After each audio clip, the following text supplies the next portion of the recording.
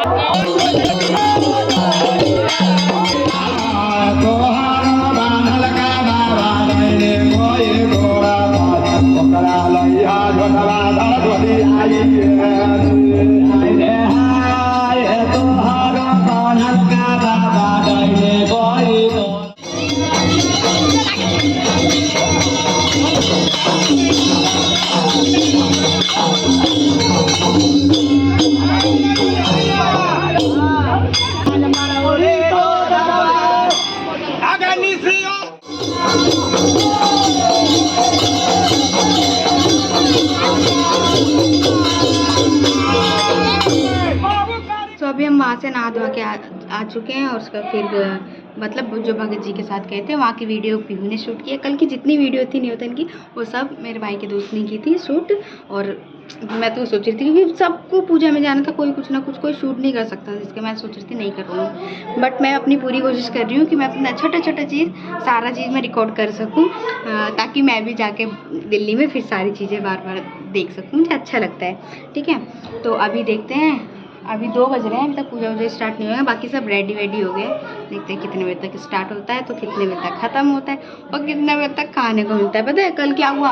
कल मैं एक बार खाई थी, वो भी जब रूबी भाभी है ना, वो ज़बरदस्ती, मतलब एक मेरी भाभी है, वो उन्होंने ज़बरदस्ती खिला दिया था, उसकी वजह से। नहीं तो मैं पूरे दिन कल भूखी थी और रात को फिर मैं आई थी वहाँ से और सो गई थी, जैसे बता रखा है मैंने। और उसके बाद फिर अभी तो आज का पूरा व्रत है, तो मुझे जब सारा कुछ ख़त्म हो जाएगा उसके बाद ही मिलेगा खाने को, और ख़त्म होगा रात तक। तो इस व्लॉग को करते हैं कंटिन्यू, जो भी होगा जैसे भी होगा मैं आप लोग के साथ शेयर करूँगी।